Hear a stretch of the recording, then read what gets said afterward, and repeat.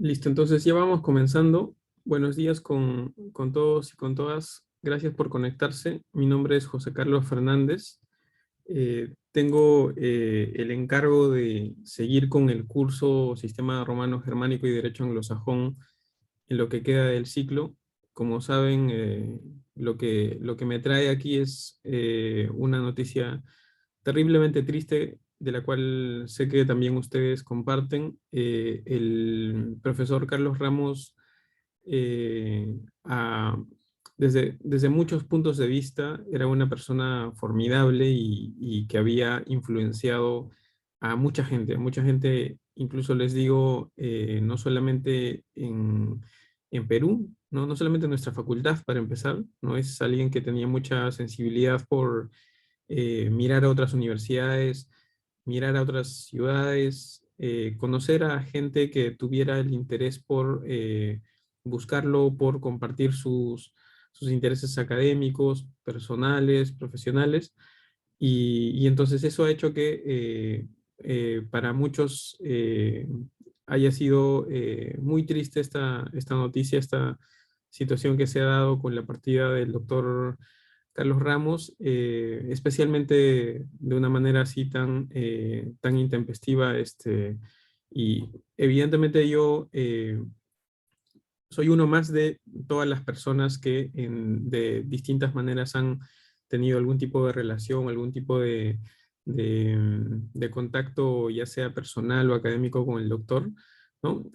Eh, pero lo que me trae acá también es que en los últimos años yo había estado trabajando con el doctor Carlos Ramos en un espacio académico que él había puesto desde los años 90 mucho empuje en que pueda irse formando, que es el Grupo Peruano de Historia del Derecho, que es un grupo de investigación que forma parte del Instituto Ribagüero, que es el Instituto de Estudios en Humanidades de la Universidad Católica, que tiene su sede ahí en el centro de Lima. Y en ese grupo también, de nuevo, se había formado un conjunto de profesores y académicos y académicas que tenían como punto en común el estudiar las instituciones del derecho desde un punto de vista o usando el enfoque de la historia del derecho, pero la verdad es que también les digo que dentro de ese grupo tal vez el mayor punto en común era los distintos momentos en que el profesor Carlos Ramos había tenido algún tipo de contacto con nosotros o habíamos aprendido algo de él o nos había asesorado en algún tema, ¿no? Entonces, ese es un poco de lo que les comento que tenía el profesor que ustedes han tenido y que, digamos, en cierto modo, podemos decir que ustedes han tenido la última relación con él durante el ciclo con motivo del curso. Em, y bueno, eso es lo que nos trae a esta sesión, y lo que me trae, digamos, a participar en este curso de esta manera, ¿no? Yo, los cursos que normalmente enseño en la facultad son de Derecho Civil, especialmente de segundo ciclo de facultad. Lo que ustedes llevarán al próximo ciclo, que es el curso de Reales, que es el curso relacionado a temas de propiedad, y el curso de Instituciones de Derecho Privado 2, que es, digamos, la segunda parte del curso que imagino deben estar llevando este ciclo en la Facultad de Instituciones de Derecho Privado 1. Y entonces, eso es lo que normalmente yo enseño, cursos de Derecho Civil, eh, pero con la idea de que dentro de este tema que es bien amplio, que es el derecho comparado y la historia del derecho, y en particular tomar el sistema romano germánico y derecho anglosajón como una excusa para hablar de ello. Eh, el objetivo, me parece, del Departamento de Derecho de nuestra universidad ha sido ver la manera en que quizás al haber estado de manera cercana con el doctor Carlos Ramos en los últimos tiempos, pueda al menos hacer el intento de llevar el enfoque o llevar eh, digamos, las ideas que dentro de los temas que se tienen en este ciclo, el profesor Carlos Ramos tenía o propugnaba, o incluso en ciertos espacios debatía con otros profesores o con otros académicos, ¿no? Entonces ese es el intento que voy a hacer, de tratar de plasmar en el curso lo que probablemente era la línea de pensamiento, que por cierto no va a ser desde ese punto de vista algo que vaya contra lo que yo pienso, porque justamente el trabajo del profesor Carlos Ramos es uno que también a mí me ha influenciado muy directamente. Eh, para comenzar ahora, lo que les comenté por un correo que les mandé la semana pasada es que, digamos, todavía en esta clase no vamos a entrar de lleno a los temas que había cronogramados, y que la programación va a ajustarse un poco en los siguientes días, y eso se los voy a hacer saber con la ayuda de Uber y de Ariana, los adjuntos del curso, ¿ya? Sino lo que ahora vamos a hacer es como una clase previa, una clase de transición, digamos, ¿ya? Eh, una cosa, antes de entrar al tema de fondo o a la clase que quiero dar ahora, que ahora les comento de qué se va a tratar, una cosa que eh, quisiera que seamos conscientes, tanto yo mismo como también ustedes, es que es simplemente imposible tratar de que yo pueda hacer una clase exactamente equivalente a la que hubiera hecho el doctor Carlos Ramos, ¿no? De acá hasta el final del ciclo. Eh, el, el doctor Carlos Ramos, por su propia experiencia, por sus propias investigaciones, tenía una experiencia distinta a la mía, ¿no? Y además, incluso si hubiéramos tenido exactamente las mismas especialidades, eh, es muy difícil poder tener un mismo nivel de conocimiento y de experiencia y de investigaciones como las que había tenido él en el ámbito del cual se trata el curso, en el derecho comparado, en la historia del derecho, ¿no? Me atrevería a decir que en los temas de historia del derecho, ¿no? O como historiador del derecho, eh, podríamos decir que el profesor Carlos Ramos era básicamente el principal historiador del derecho en la historia republicana del Perú. Y eso es decir un montón. Eso básicamente no lo podríamos decir de ningún profesor de nuestra facultad. Ningún civilista actual de los cursos de derecho civil en nuestra facultad podríamos decir eso de alguno de ellos, de alguno de nuestros colegas, ¿no? Probablemente al que llamaríamos el civilista principal en nuestra historia republicana sería José León Barandiarán, que ya no está, ya falleció hace algunos años, de los civilistas.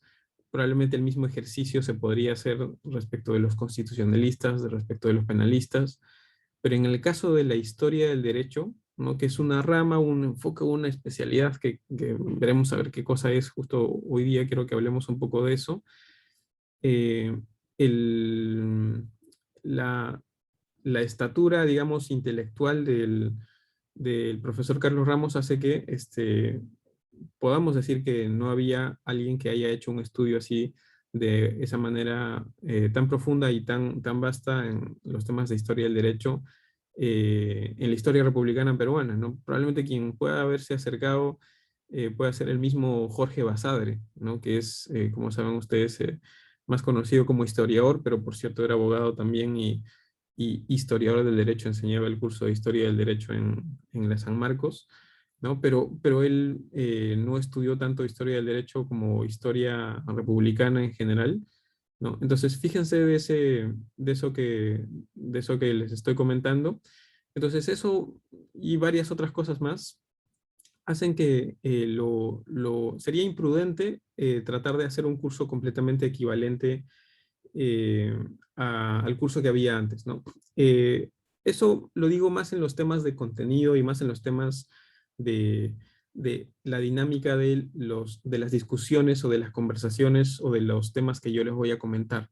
No tanto respecto del sílabus, el cronograma y las tareas que ustedes tenían durante el ciclo, que primariamente vamos a tratar de mantener eso. Se lo menciono por una pregunta que por ahí, por el chat me llega respecto a hasta qué punto va a cambiar el syllabus. No mucho en principio, ¿no? Digamos, yo les diría desde ahora que tomemos la regla de que, salvo el ajuste en el cronograma que vamos a hacer entre estos días, y que ahora les comento un poco más en detalle de eso, asuman que el syllabus en estructura se mantiene igual, salvo algún cambio que yo les dé o que Uber o Ariana les indiquen, ¿ya? Pero esa es la estructura del curso, la estructura del syllabus. En el contenido, en las discusiones, en aquellas cosas que yo voy a explicar o que yo voy a exponer, inevitablemente voy a tener que hacer una confluencia entre lo que yo haya trabajado desde el punto de vista del derecho comparado, de la historia del derecho, con algunas cosas que tal vez, aunque sea parcialmente, eh, podrán quizás compensar la distinta especialidad y el distinto nivel de experiencia y el distinto nivel de investigaciones que habría entre el doctor y mi persona, ¿ya? Para eso tal vez creo que vale la pena que les comente un poco de mí. En mi caso, yo soy profesor, como les decía, en la rama de Derecho Civil, pero para lo que es relevante, especialmente para el curso, que es de eso que no me quiero salir mucho en la conversación, eh, un par de cosas que creo que van a ser importantes y que voy a tratar de traerlas a la discusión y vamos a ver hasta qué punto las podemos aprovechar en la conversación con ustedes.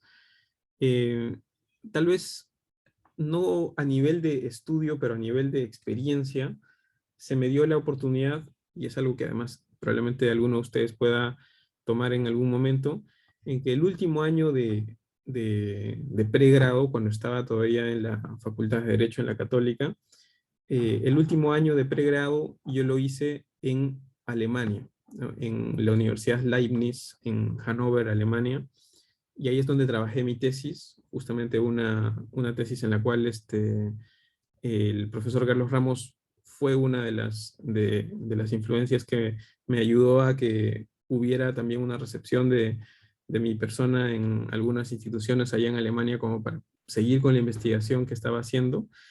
Entonces, eso les comento porque al momento de comparar Common Law con Civil Law o el sistema romano germánico con el derecho anglosajón, tal vez eso voy a tratar de hacerlo, incluso aterrizándolo a cosas tan prácticas como la forma en que se da la educación en el día a día en una facultad de derecho, en ese caso en Alemania, y tal vez compararlo con el cómo se da esto en el otro paradigma, en la otra familia, el otro sistema, o la otra tradición jurídica que es el common law, ¿no? En la maestría, ¿no? Que tuve hace algunos años, hice la maestría en una universidad de Estados Unidos, ¿no? En la Universidad de Harvard, y ahora actualmente también estoy haciendo el doctorado en la Universidad de Harvard en un tema que es más de tipo interdisciplinario, pero que me ha permitido también tener cierta interacción, cierta familiaridad con el espacio académico del derecho anglosajón, no diría de manera general, sino específicamente del ámbito jurídico de Estados Unidos, ¿ya? Entonces, eso no me permite conocer el derecho anglosajón por entero, toda su historia, ni tampoco el derecho alemán y su historia, no. Pero sí, probablemente ahí me ayude a transmitirles a ustedes algunas repercusiones cotidianas de lo que tiene algo que quizás hablaríamos bien abstracto, ¿no? Lo que es la fuente del derecho de la jurisprudencia, ¿no? La fuente del derecho de la doctrina. ¿Cómo se ve eso para el equivalente a ustedes que están estudiando en su primer año de Facultad de Derecho en Estados Unidos, ¿no? En una universidad en Estados Unidos, y a los equivalentes en un primer año de Facultad de Derecho en una universidad de Alemania, ¿no? ¿Qué significa para ellos? ¿Qué cosa tienen abierto en su escritorio? ¿Tienen un código civil? ¿Tienen un código penal? Algunos de ellos tendrán quizás ya no un código civil, sino un casebook, ¿no? Y con eso harán eso mismo, la formación profesional para ser abogados, pero en el ámbito del common law, donde trabajarán con un casebook en lugar de un código civil. Y eso se traducirá luego en la forma en que ellos, el primer día de trabajo en su estudio de abogados o en el despacho de un juez, que en algún momento les toca trabajar, cómo se materializa eso en el primer encargo que le da su jefe a un abogado joven que acaba de graduarse. Eso que vamos a hablar durante el ciclo, que ya han estado ustedes hablando durante el ciclo en cuanto a la comparación de los modelos o de las familias jurídicas, voy a tratar de aterrizarlo a algunas circunstancias, algunas cuestiones que vamos a tratar de aterrizarles lo más posible para que ustedes las puedan captar, ¿no? Y eso, lo bueno es que eso lo vamos a poder apreciar muy continuamente hasta en la propia conversación que estamos teniendo en este momento, ¿ya? Hasta en el propio formato de las clases que tenemos entre la clase magistral, la clase participativa, ¿no? O el método socrático, que por ejemplo es tan característico del derecho anglosajón, al menos en el ámbito de Estados Unidos. Ese tipo de cosas vamos a tratar de traerlas como para que con eso, como les decía, compensar en parte al menos lo que es el imposible que sería el seguir un curso de una manera idéntica como la habría hecho el doctor Carlos Ramos. Y un segundo punto que creo que también va a ayudar, o al menos voy a intentar traerlo a a la discusión, ¿no? Es el hecho de que en mi caso, por distintos intereses académicos, una de las cosas que he tratado de priorizar ha sido el estudio interdisciplinario de las cosas, del derecho y de otras disciplinas también. Entonces, las tres disciplinas entre las cuales yo me muevo son el derecho, el urbanismo y la historia. Y el hecho de estar expuesto a distintas disciplinas hace siempre, y eso es algo que yo, bueno, van a ver ustedes que eso es algo que se los voy a mencionar de acá hasta el final del ciclo, te da una mirada de perspectiva para mirar el derecho en muchos casos desde fuera, ¿no? Y ver cómo hay algunas cuestiones, algunas discusiones que nosotros dentro de un espacio de abogados, una facultad de derecho o un conjunto de personas que comparten el derecho como algo en común, no necesariamente nos damos cuenta mirando las cosas desde adentro. Entonces eso que es muy importante porque el derecho es de una manera estudiado de una manera distinta en distintas geografías, en distintos países, en distintas familias jurídicas, también es algo que voy a tratar de traer a a la conversación. Y bueno, y vamos a ver cómo vamos avanzando. Ya no pienso que el esquema que en estos días vamos a hacer vaya a quedar escrito en piedra, sino todo lo contrario, más bien con la ayuda de Uber, con la ayuda de Ariana, con la ayuda de la delegada y de ustedes también vamos a ir ajustando las cosas de modo que pueda el curso ser lo más provechoso para ustedes, ya lo más útil para su formación en general en la facultad. Y también un último punto que les menciono, que es que es, es bien chocante, es bien fuerte la noticia que tuvimos la semana pasada con la partida del doctor, pero lo que les propongo, ¿no? Lo que les propondría es que tomemos este curso como una forma de homenaje a la memoria o al recuerdo del profesor Carlos Ramos. Para él, la actividad, digamos, docente era una actividad de primaria importancia para él, siendo un magistrado del TC, siendo un profesor principal, siendo un académico de varios círculos profesionales y académicos latinoamericanos. Eh, Su clase, sus alumnos, la construcción de sus sílabus, la construcción de los temas que fuera a hablar, era una cuestión que él tenía en un lugar especial, ¿no? Entonces, que nosotros podamos, yo en específico, pero también todos los que estamos ahorita presentes en la llamada, tratar de llevar de mejor manera y concluir este curso de la mejor manera, yo lo veo como un reto muy difícil, pero también como un ejercicio de homenaje a la memoria del doctor Carlos Ramos, y eso es lo que, digamos, yo me comprometo a hacer, y es lo que también espero que también puedan hacer ustedes, de nuevo, en homenaje al recuerdo del profesor. Así que eso, con respecto a simplemente una presentación antes de hacer una clase de transición que les dije que quería hacer en esta sesión. Todavía, como les estoy comentando, el cronograma del curso, les voy a mandar una versión ajustada con las nuevas fechas, y al final de la clase les voy a dar algunos avisos más administrativos de lo que viene, pero que es básicamente que hemos pasado una semana algunas de las obligaciones que tenía, lo del, lo de las propuestas de películas para este domingo de esta semana, y el siguiente control para el martes que viene.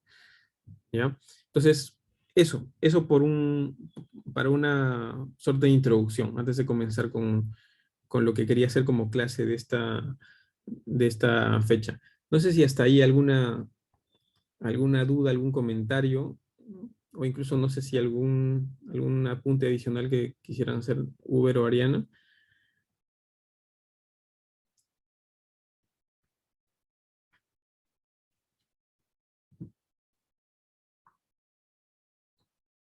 Lógicamente con Uber y con Ariana me voy a apoyar para estar todo el rato tratando de conectar las cosas con lo que ustedes ya hayan hecho en las semanas anteriores. Así que eso es parte de lo que vamos a tratar de hacer.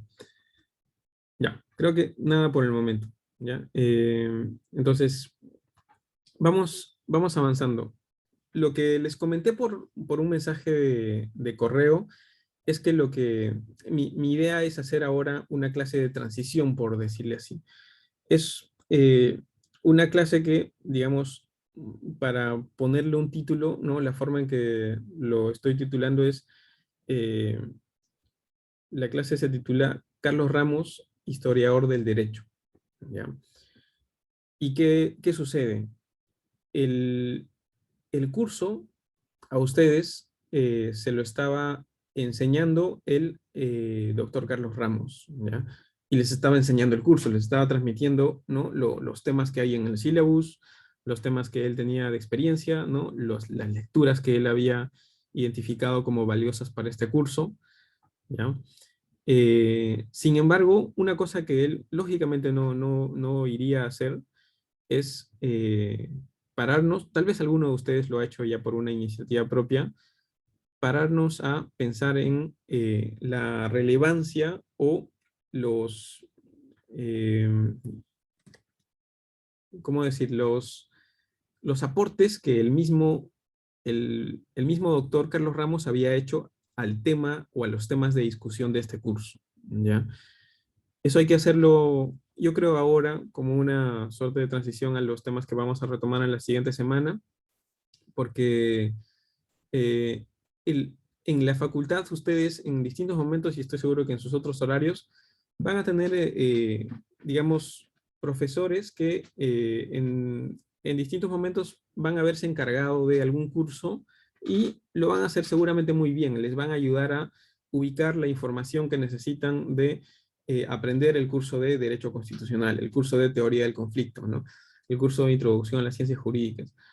Pero no es tan común que el profesor que esté con ustedes acompañándolos en sí mismo haya hecho un aporte muy significativo, ¿no? Muy grande a la rama en la cual ustedes se encuentran, ¿ya? Y ese caso, ¿no? Excepcional es el caso del doctor Carlos Ramos, ¿no? Y en eso, probablemente yo estoy sesgado, ¿ya? Yo estoy con un bias de, en realidad, haber trabajado con él y demás, pero no es tan lejos de la opinión que incluso tendría alguien que no necesariamente haya tenido cercanía con el doctor, o hasta alguien que incluso tal vez haya debatido ideas y tenido alguna polémica con él.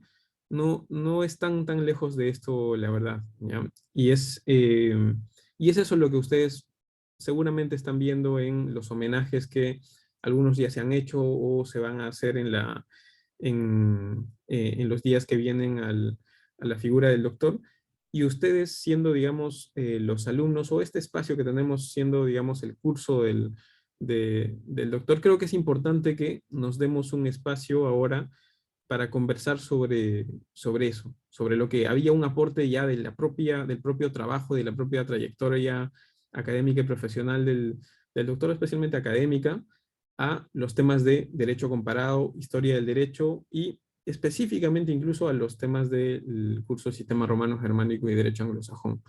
Ya, eso es lo que me propongo hacer ahora, ¿no? Voy a hacer algunos cortes, además vamos a tratar de hacer esto un break a la hora de la clase, ¿ya? Pero en el medio de lo que voy hablando también siéntanse libres de o interrumpir o levantar la mano y pedir alguna aclaración, algún comentario sobre lo que les voy comentando, ¿ya? Pero eso es un poco de lo que quiero hablar con ustedes ahora, ¿ya?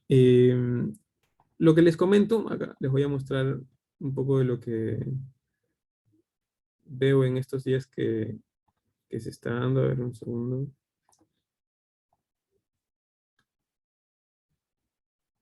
Solamente como una imagen de referencia.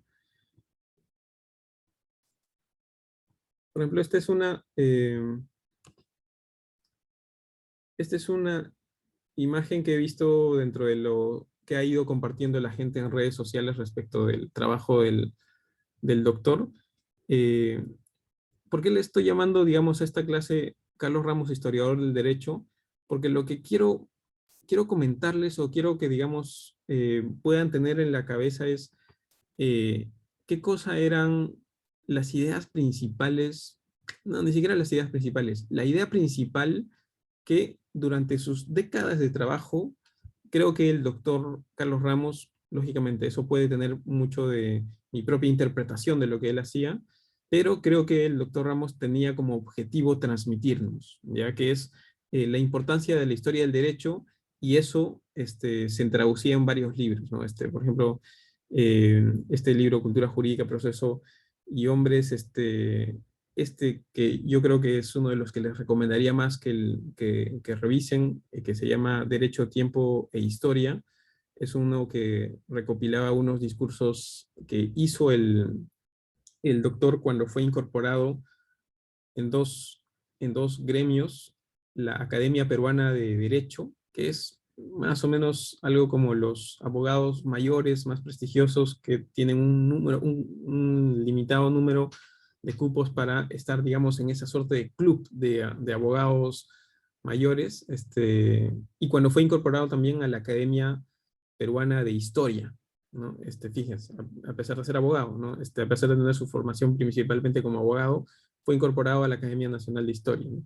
Y ahí él hace algunos discursos que luego los traduce a este libro, que es uno en el que en algún momento les recomiendo revisar, porque ahí reflexiona sobre la historia del derecho más que hace historia del derecho. Una buena cantidad de sus libros son el haber producido historia del derecho, ¿no? Los libros icónicos que no están acá en esta imagen son la historia del derecho civil, que es un libro que tiene con varios tomos el análisis del derecho civil desde la época republicana, ¿no? Hasta mediados del siglo XX. O incluso recientemente había sacado un libro, Historia del Derecho Peruano, también. Entonces, había producido mucho en temas de historia del derecho, pero en este libro es uno que les recomiendo leer porque ahí reflexiona sobre lo que es ser un abogado, sobre lo que es ser un jurista y sobre lo que es ser un historiador y cuáles son las distintas relaciones que hay sobre el tema. Ya les digo que el doctor Carlos Ramos había fundado, había participado en la fundación del Grupo Peruano de Historia del Derecho del Instituto Ribagüero, ¿no? En los años 90, que es un grupo que ha tenido altos y bajos, digamos, lógicamente estando el doctor en el Tribunal Constitucional, había menos tiempo para la parte académica, pero se mantiene todavía vigente y ahora está también con el objetivo de mantenerse como un espacio académico.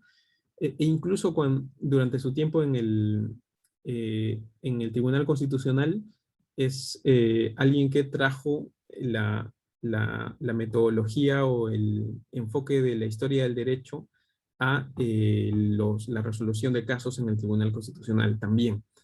¿ya? Entonces, ustedes van a ver que en los homenajes y demás, una de las cosas que más se va a resaltar es la figura del doctor Carlos Ramos como historiador del derecho, ¿ya? Pero, ¿qué significa eso? ¿Ya? Eso es lo que quiero que conversemos ahora. ¿Qué significa y qué entendía además el doctor Ramos como la historia del derecho y por qué para él era tan importante? ¿Ya? A veces ser historiador de algo puede parecer un poco hasta superficial o anecdótico, ¿no? O podría quizás hasta ser como una cuestión interesante, pero no necesariamente útil o no necesariamente estructural de lo que hace uno, ¿no? Por decir, si yo soy eh, una persona que está visitando una ciudad, ¿no? Estoy viajando a la ciudad de París, ¿no? Tal vez yo voy a ser feliz haciendo turismo, yendo a visitar algunos lugares y el guía de turismo va a ser el que me va a hablar un poco de la historia de la Torre Eiffel o la historia del Louvre o la historia de cómo se formó Barrio Latino, ¿no? Y ahí va a quedar, no va a estar en lo estructural de mi visita, de mis viajes, ¿no? Y más bien todo lo contrario, ¿ya? Lo que ahora voy a exponerles es de qué manera la historia del derecho es, sí, estructural a, diría, todos los temas, todas las ramas que ustedes van a estar, ya están estudiando desde este ciclo y van a seguir estudiando durante la facultad en sus distintos cursos en lo que les queda de la carrera. ¿Ya? Y eso es lo que ahora quiero transmitirles y es eso lo que creo que me parece que le gustaría al doctor Carlos Ramos que ustedes puedan tener como el valor de lo que ello significa. Entonces, vamos a ir, y van a ser básicamente dos partes o dos puntos, ¿ya? Lo que es la historia del derecho para el derecho y lo que es ya la historia en sí misma como herramienta, ¿ya? Entonces, voy primero por la parte de derecho y luego por la parte de historia. Eh, para el derecho, ¿no? De nuevo, una forma simple o simplona de pensar en el derecho es en el derecho el que veríamos quizás en las series, o en alguna de las series o en alguna de las películas que tal vez alguno de ustedes proponga para las actividades del curso, que es el abogado que va, se pone su terno y va a litigar o a hacer una presentación en el Poder Judicial o en el Tribunal Constitucional, ¿no? Respecto de un caso de un cliente suyo, patrocinando un determinado interés, ¿ya? En eso, ese abogado lo que necesita probablemente saber en el caso peruano, ¿no? Ya ustedes han ido viendo que en otras familias jurídicas es distinta, pero en el caso peruano es conocer bien el Código Civil, conocer bien qué dicen los autores sobre el Código Civil en ese punto que va a defender y persuadir al juez en esa litigación que va a tener. ¿Entra mucho la historia del derecho ahí? Aparentemente no mucho, ¿ya? Y cuando se le preguntaba al doctor Carlos Ramos dónde estaba la utilidad de la rama o del enfoque o de la historia del derecho, iba por un par de puntos, ¿ya? Y les comento uno que es uno un poco más tal vez débil y otro que sí es más estructural, ¿ya? Uno era que hay una utilidad práctica en utilizar la historia del derecho porque hay algunos casos emblemáticos en los cuales este ha tenido relevancia, ¿ya? Algunos casos conocidos que hay en relación a haber necesitado utilizar como herramientas de los historiadores para resolver un caso han sido, por ejemplo, el caso de Machu Picchu. No sé si alguna vez ustedes han escuchado, pero en algún momento hubo una familia que en una corte del Cusco, ¿no? En un juzgado del Cusco, planteó una demanda para hacerse declarar una acción reivindicatoria, ¿no? Es decir, yo soy propietario de la zona donde está Machu Picchu, ¿no? Y eso se pedía al juez que se le reconozca de manera judicial, ¿no? El espacio de Machu Picchu, con lo cual ustedes imaginarán el valor económico que tiene eso, ¿no? Y el valor no económico también que tiene eso, ¿no? El juicio en su momento requirió una revisión de partidas registrales, de también anotaciones, de escrituras públicas, ¿no? Donde de la utilidad de usar herramientas históricas fue importante para resolver el caso, ¿ya?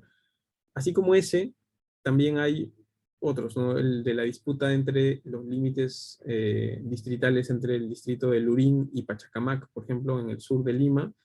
También es uno en el que analizar cómo esa división se dio desde la época republicana, incluso antes. Es un tema donde el tema histórico tiene una relevancia. U otro que también le gustaba mencionar al doctor Carlos Ramos es el caso de una embarcación que se llamaba Nuestra Señora de las Mercedes, que era una embarcación que en la época de la colonia, eh, creo que al comienzos del siglo XIX, si no me equivoco, estaba yendo cargada con un cargamento de monedas, de oro, de plata, desde Perú hacia España, ¿no? Hacia la metrópoli, digamos, de la colonia, y naufragó, ¿ya?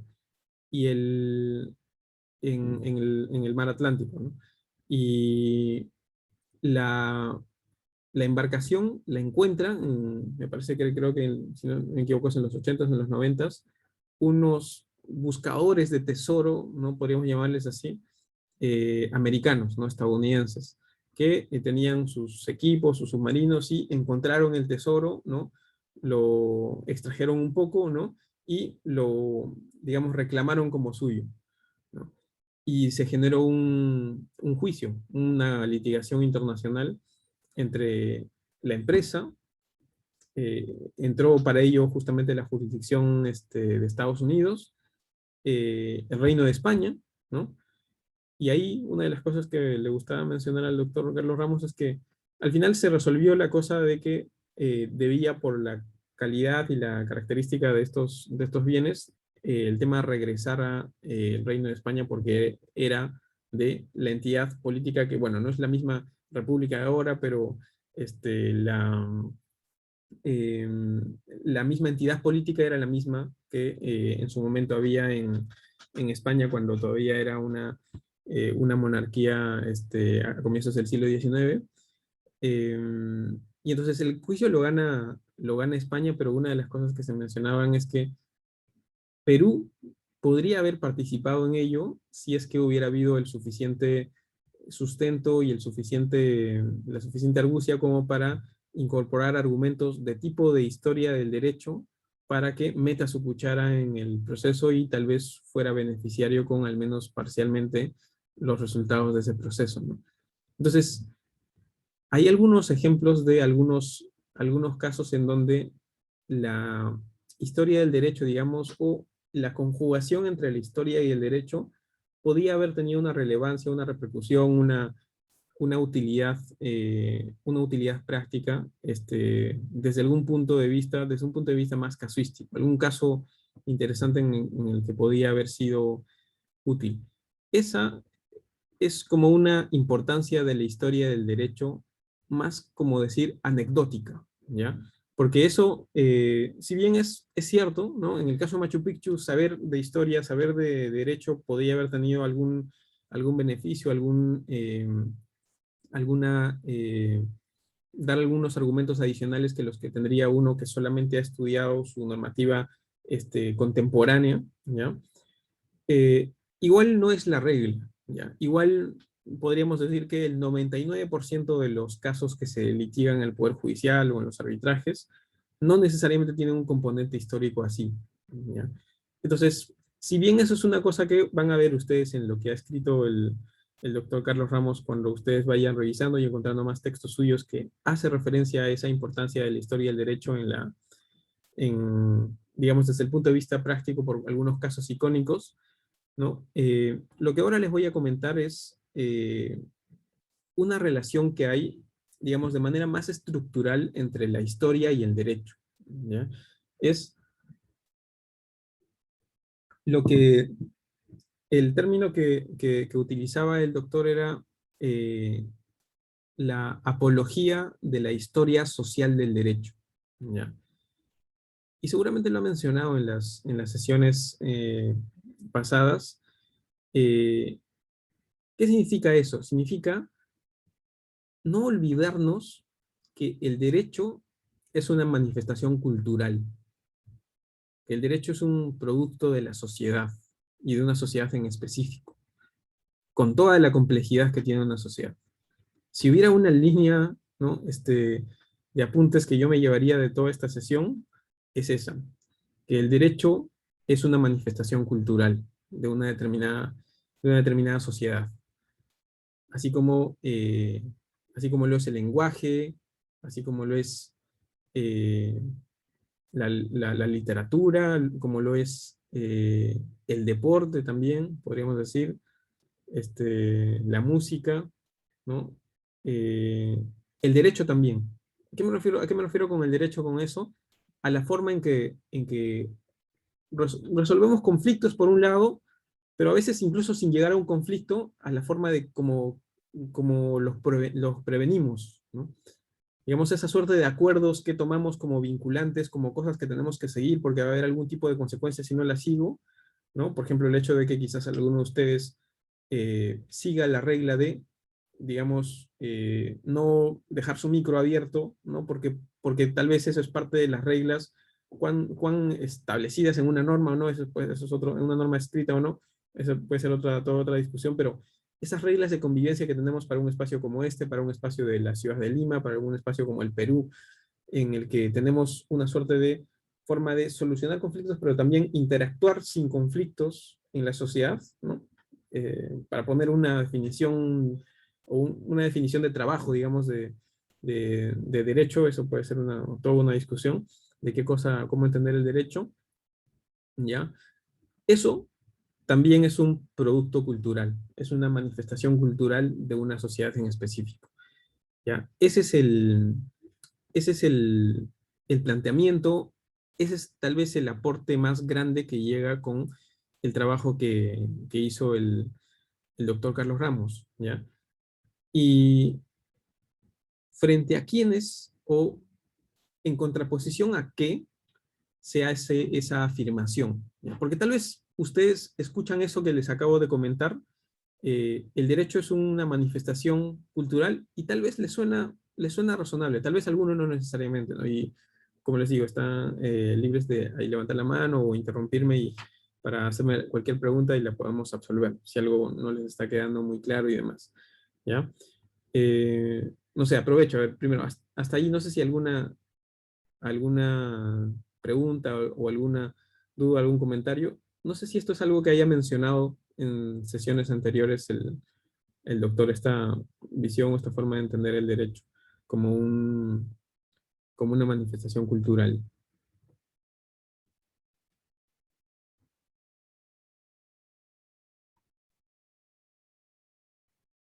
Ya, creo que nada, nada por ahora, estamos bien.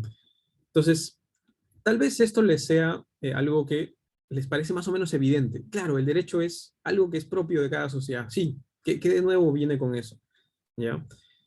Eso va a ser un poco más entendible, ¿no? Y eso es lo que tal vez antes del break, que es la primera de las dos partes que les voy a comentar, si lo comparamos con la otra forma de entender el derecho, ¿ya? Que es ya no lo que sería la historia social del derecho, ¿ya? Sino más bien lo que podríamos llamar la teoría pura del derecho, ¿no? O la visión del derecho más científica, ¿ya? Para que podamos usar un término y entenderlo de manera sencilla, eh, la visión científica del derecho le podríamos llamar, ¿ya? Esa es una postura que se contrapone a ello y que es tan presente como que, por ejemplo, el otro curso que están llevando ustedes este ciclo en paralelo se llama Introducción a las Ciencias Jurídicas, ¿no? El entendimiento del derecho como una ciencia, ¿ya? Esa forma de entender es la que se contrapone con lo que les acabo de comentar y eso es un poco de lo que quiero, digamos, desmenuzar un poco en la conversación de ahora, ¿ya?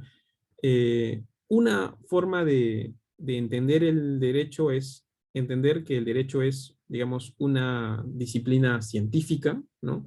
Una ciencia jurídica, ¿no? Y que por tanto tiene una serie de características, ¿no? Que van a tener repercusión tanto en la práctica del derecho como también en la enseñanza del derecho, ¿no? Y eso repercute, si ustedes tienen una clase ahora a las 10 de la mañana, eh, perdón, a las, no sé, a las 9, 10 de la mañana, es posible que muchas de las cosas que vamos a hablar van a manifestarse en esa clase cuando estén ustedes atacando los textos o las conversaciones de una manera u otra, ¿ya? Que es la siguiente. Ya esto es, digamos, una figura que no la única, pero una figura que se puede relacionar con esa visión del derecho es la figura de Hans Kelsen, ¿no? Seguramente han mencionado o han hablado de Hans Kelsen o en este curso o en algún otro curso, que es el autor de ese libro, ¿no? La teoría pura del derecho. Es un jurista austríaco, ¿no? De comienzos del siglo XX,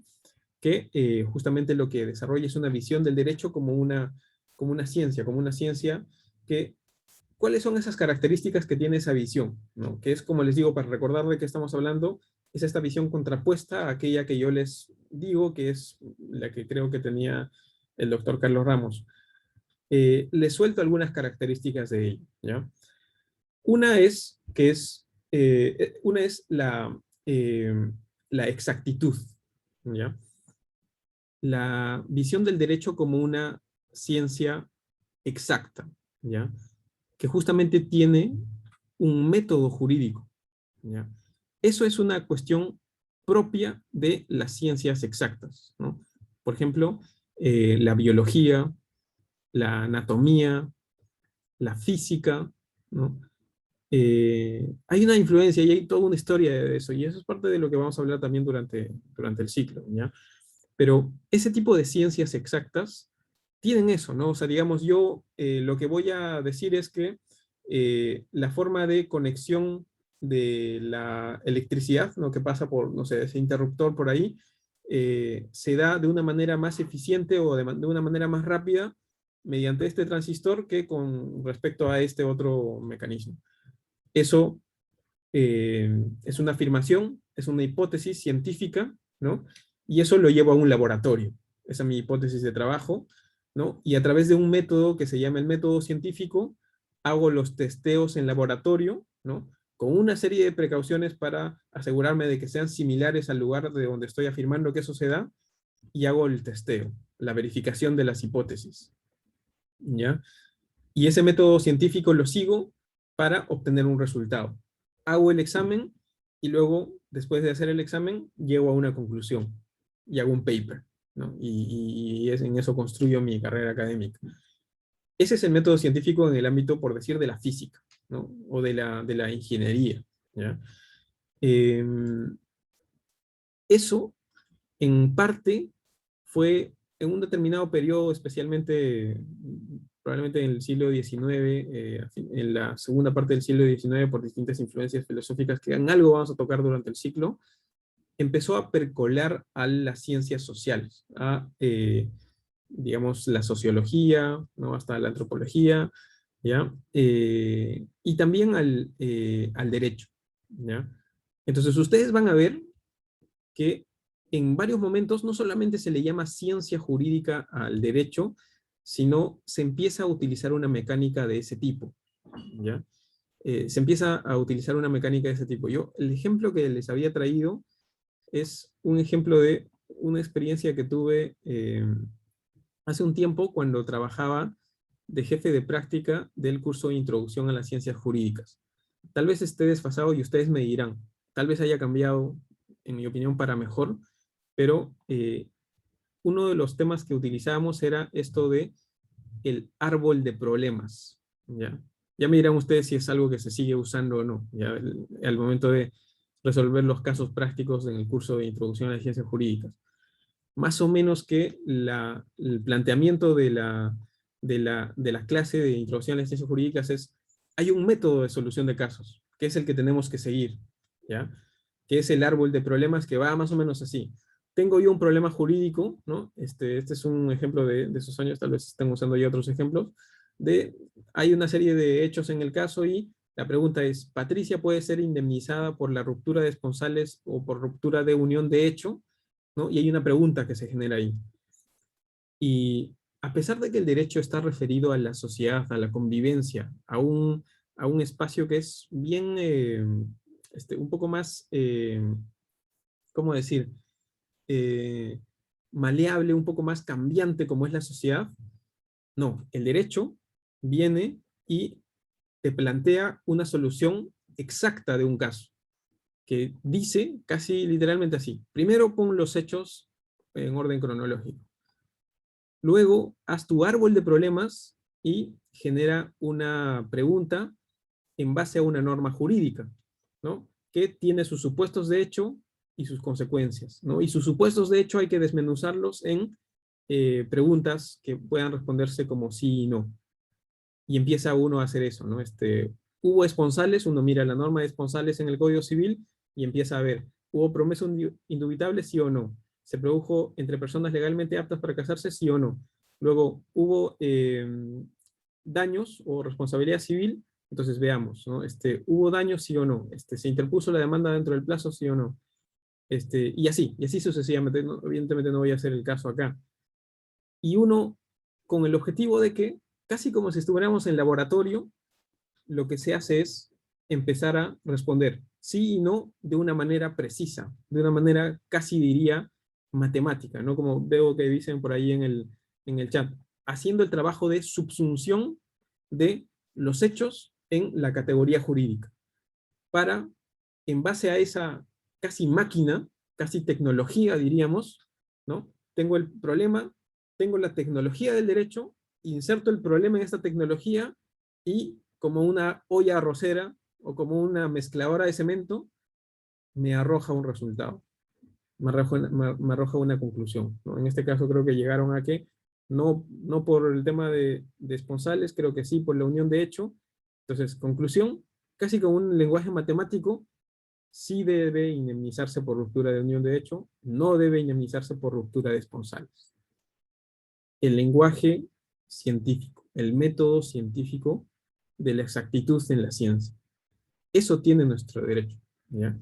Y ya, ese es el ejemplo pero acá les puedo mencionar varios otros ejemplos. Es una cosa que, digamos, cuando ustedes hagan su tesis, van a tener que ustedes formular una hipótesis de trabajo y hacer una serie de subhipótesis y objetivos, etcétera. Entonces, podríamos hacer un montón de ejemplos de esto que estoy hablando, ¿ya? Todavía no quiero cargarlo con una visión positiva o negativa, ¿ya? Porque tiene sus virtudes también todo este esquema, ¿ya? Pero esto que ustedes están haciendo, y veo que en el chat me dicen que incluso están usando ese mismo caso, todavía este ciclo, así que por lo visto no ha cambiado mucho desde los años en los que enseñaba yo ese curso, creo que el 2015, 2016. Eso, como ven, es el método científico siendo aplicado al derecho. El derecho como algo exacto, ¿ya? Que como les digo, les recuerdo, estamos aquí hablando de eh, la, la visión del derecho desde un punto de vista más objetivo, más científico, más exacto, ¿ya? Que ya les voy adelantando, eso es una cuestión que cuestiona lo que desarrolla el doctor Ramos en toda su bibliografía. Otra característica, les he dicho, la exactitud, ¿ya? La exactitud del método científico, eso es un primer punto. Otra característica es que eso hace que, y quizás en eso está la virtud también, ¿ya? Que el derecho sea objetivo, que sea, digamos, objetivo. ¿Qué me refiero con objetivo? Que sea, por decir de algún modo, neutral, ¿ya? Como decir, apolítico, ¿ya? Sin ideología, ¿ya? Tal vez esa es la virtud, esa es la justificación de esto. ¿Por qué alguien hace algo científico, algo exacto, a pesar de que la sociedad es tan cambiante, tan compleja? Porque con esto podemos tener, voy a ponerlo entre comillas, soluciones justas, ¿no? Que no dependen de algún modo de la arbitrariedad, ¿no? Que bien mencionan ahí en el chat que de algún modo garantizan una seguridad jurídica. Tengo una máquina que es el derecho, una tecnología que es el derecho, y que me permite poner casos acá y resolverlos de un modo similar, ¿no? Ni siquiera similar diría, de un modo igual, ¿no? Para responder al principio de igualdad de las personas, para que haya una justicia de algún modo objetiva y neutral, ¿ya? Entonces, por ejemplo, eso es la razón por la cual el derecho tiene la autoridad que tiene en el sistema jurídico y en el sistema político de nuestro país. Para poner un ejemplo, la entidad de la cual formaba parte el doctor Ramos, el Tribunal Constitucional, su autoridad actualmente en parte está porque son abogados, y son abogados que en teoría, decimos, hacen un trabajo técnico, técnico legal, ¿no? Son elegidos por el Congreso, los miembros del Tribunal Constitucional, fíjense, ¿no? Por el órgano político por antonomasia, el Congreso, ¿no? Pero a pesar de ello, su autoridad está en que son un órgano técnico, un órgano jurídico, ¿no? Entonces, una segunda característica que les comento, aparte de la exactitud, es que el derecho tiene una característica de ser objetivo. Y eso en teoría nos da la confianza de que los casos se resuelven de una manera exacta, de una manera precisa, ¿no? Este, ¿Ya? Eso es el valor que tiene en teoría el derecho. Entonces, a pesar de que puede estar peleándose Pedro Castillo con el Congreso, que en su momento se estaba peleando el, eh, el presidente Martín Vizcarra con el otro Congreso, en una pelea más de tipo político, ¿no? Lo que en teoría nos da el derecho es como una suerte de confianza en que se está haciendo algo de manera más neutral, de manera más objetiva, de manera, hasta diríamos, más científica. Entonces, ahí un poco de la confianza o el valor que tiene el derecho entendido desde ese punto de vista, ¿no? Ese es, digamos, parte de esa visión, ¿no? Un segundo punto ahí que les comento. Y un tercer punto, ¿ya? Que es de esta visión científica del derecho, es que es un derecho que es también técnico, ¿ya? Exacto, objetivo y técnico. ¿A qué me refiero con técnico? A que requiere de una formación profesional, ¿no? A que requiere de una suerte de autoridad por haberlo estudiado, ¿no?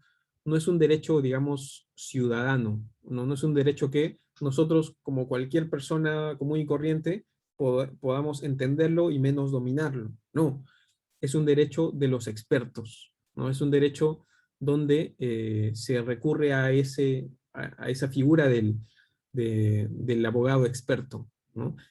Y eso es lo que están haciendo ustedes, por cierto, ¿no? Están en este momento en la Facultad de Derecho en el proceso de convertirse en abogados expertos en derecho, ¿no? Ser, digamos, aquellos que tienen esa función, ¿no?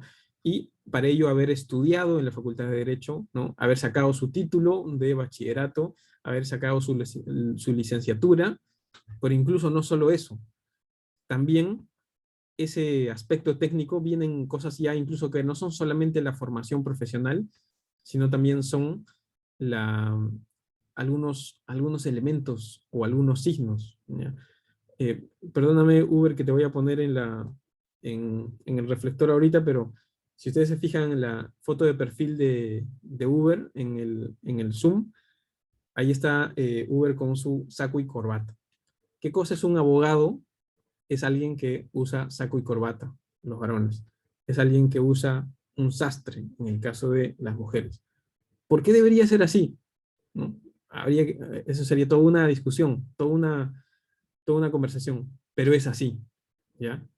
Para bien o para mal, es así, porque el derecho entendido como derecho desde la visión científica es un derecho de expertos, de alguien que es experto tanto porque lo estudió, porque se formó profesionalmente, como porque también tiene un aire de experto, un aire de técnico, ¿no? Da algo de confianza que el abogado venga con saco y corbata a, una, a un juicio o una diligencia, ¿no? Porque te da como cierta autoridad para protegerte y patrocinar tus intereses, ¿no?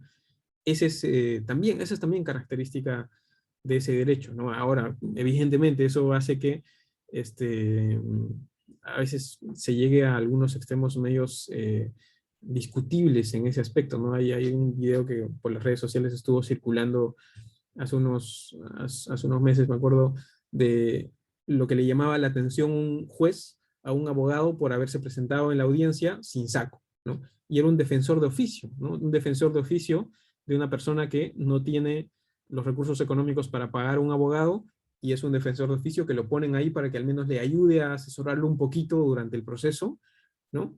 Y el juez reclamándole por no venir con saco a la audiencia en lugar de estar evaluando sus argumentos legales. El derecho como algo de los técnicos, ¿no? También, y eso también es característica de esta visión del derecho, que es del derecho como ciencia. Todo eso es lo que, digamos, es la otra visión del derecho, que es justamente la que empieza a cuestionar la influencia de la cual es parte, digamos, esto que les comento, que es la historia social del derecho o el derecho como una manifestación cultural, que es lo que ahora les voy a comentar, ¿no? Esto de que el derecho es una ciencia, o la visión científica del derecho, de que es una ciencia exacta, de que es una ciencia objetiva, de que es una ciencia de técnicos, todo eso es puesto en cuestión, ¿ya? Por la historia social del derecho, ¿ya? ¿Qué es lo que voy a pasar a explicarles a continuación?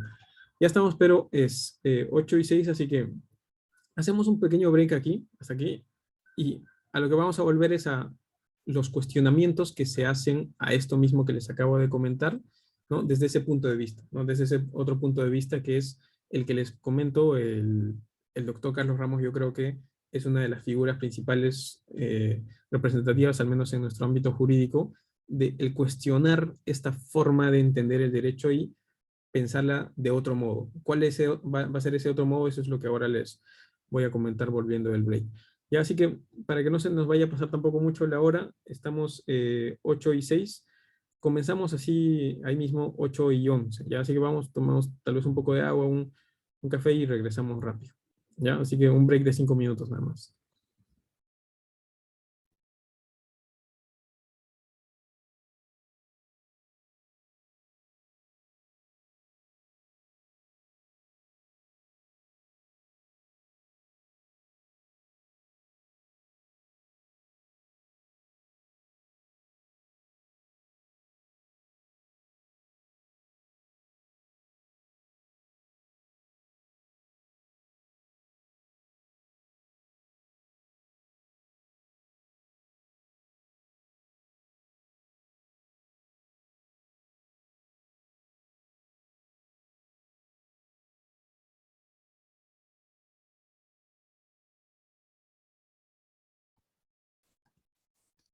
Ya, a ver, vamos regresando.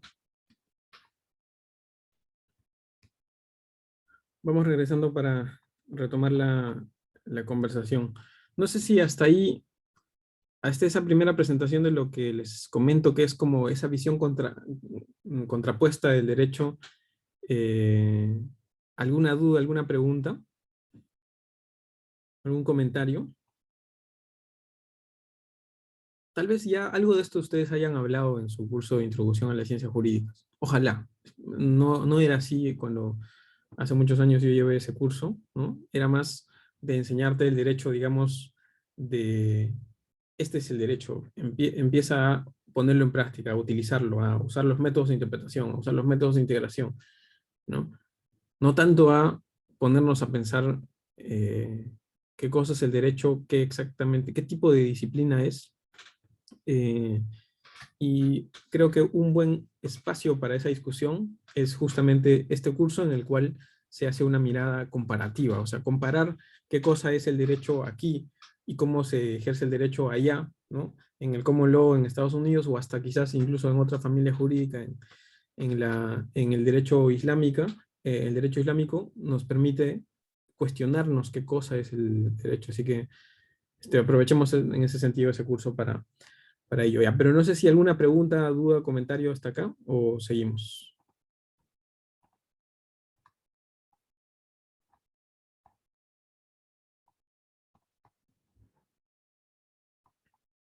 Ya, vamos avanzando entonces. Entonces, ese es como el objetivo, ese es frente a quien se plantea digamos, esa afirmación, ¿no? De lo que de nuevo, en el discurso creo que además que hace el doctor Carlos Ramos en uno de esos, en ese libro que les comenté, le llama a él la apología de la historia social del derecho. No nos olvidemos, tú, profesor, o tú, alumno, cultor o practicante del derecho como ciencia, ¿no? De la visión científica del derecho, que el derecho no es solamente una ciencia, como una tecnología, como una suerte de, por poner ese ejemplo que estoy poniendo ahora, olla arrocera de que es una máquina que funciona. No, es un producto cultural, es una manifestación cultural, ¿no? Y eso tiene implicancias, ¿no? Y esas implicancias son las siguientes, ¿ya? Y eso es ahora lo que les paso a comentar. Para empezar, el derecho, lo que ni los más fervientes defensores del derecho como ciencia jurídica eh, podrían afirmar, es que el derecho, cuando mucho, es una ciencia social, ¿ya? No es una ciencia exacta. Cuando mucho es una ciencia social. ¿Qué otras ciencias sociales hay? ¿No? La economía, la sociología, ¿no? La antropología, las ciencias políticas, ¿no? Es una ciencia social porque, aunque tiene un intento de tener validez eh, y extrapolación de las conclusiones a las que llegan los académicos o los que estudian el derecho, igual no deja de estudiar algo tan complejo, amorfo, cambiante, ¿no? Plural, ¿no? Aunque plural es un término ya más bien contemporáneo, eso es una cosa ya más de los últimos tiempos, pero sí, plural también como la sociedad, ¿ya? Entonces, y eso hace que tengamos que ver el derecho al ser una ciencia social, ¿no? Y esto es ya la afirmación de la historia social del derecho, como como una disciplina en la cual, claro, puede haber algo de cientificismo, de exactitud, que es la primera parte, ¿no? Que quizás no sea opuesta a esto, pero tiene que haber espacios, mayores o menores, para incorporar temas que normalmente se entienden como residuales, como por ejemplo, ¿cuál? La costumbre, las costumbres, ¿ya? Eh, Normalmente la costumbre como fuente del derecho está puesta como bien abajo en el estudio de las fuentes del derecho, ¿no? No sé cómo lo habrán visto ustedes en su curso de introducción a las ciencias jurídicas, pero la costumbre suele ser un poco más residual en el estudio, ¿ya? En el estudio del derecho. Pero cuando uno empieza a pensar en el derecho como una ciencia social, o incluso diría, hasta ni siquiera como una ciencia social, sino hasta podríamos pensar en el derecho como una humanidad, las, las costumbres se vuelven más importantes, ¿no? Es decir, empezamos a ver de qué manera el derecho va dándose de una forma no tan precisamente específica como lo que diría el derecho formal, ¿no? Para ponerles un ejemplo, aunque tal vez ni siquiera tendría que darles un ejemplo, sino simplemente mencionarles que es una de las características principales de nuestro país en varios ámbitos, en el ámbito económico, en el ámbito laboral, en el ámbito tributario, en el ámbito urbano, ¿no? ¿Cuál es? La informalidad. Oye, la informalidad, algo negativo, porque en la informalidad no se está siguiendo la formalidad, las normas, ¿no?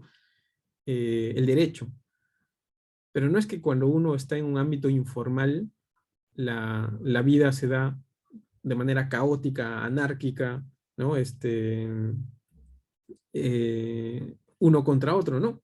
Si uno va a un asentamiento humano, a una posesión informal, uno se va a encontrar con que en un asentamiento humano también hay una serie de reglas que, aunque no haya derecho ahí, ¿ya? Aunque no haya derecho formal, digamos, diríamos ahí, también se respetan y también se siguen, ¿no? En una suerte de derechos paralelos, ¿no?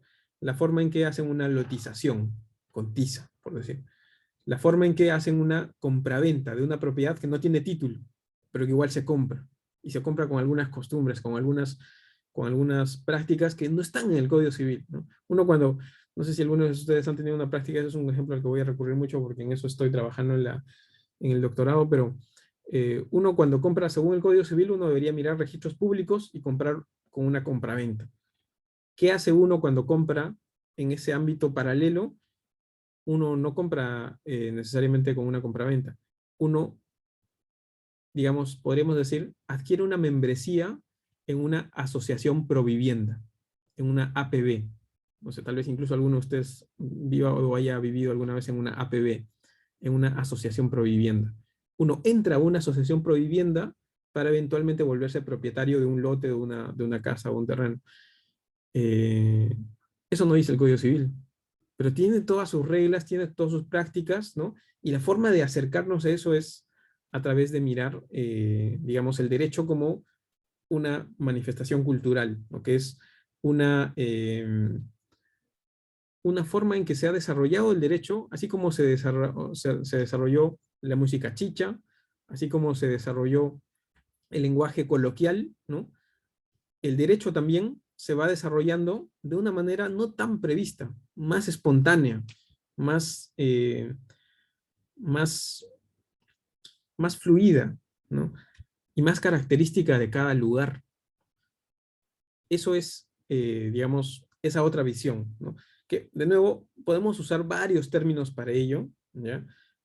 Hay un libro bien conocido que se llama, así como Hans Kelsen tiene la teoría pura del derecho, Diego López, profesor colombiano, escribió un libro que se llama Teoría impura del derecho, ¿ya? Justamente para hacer referencia a eso, ¿no? La teoría impura del derecho.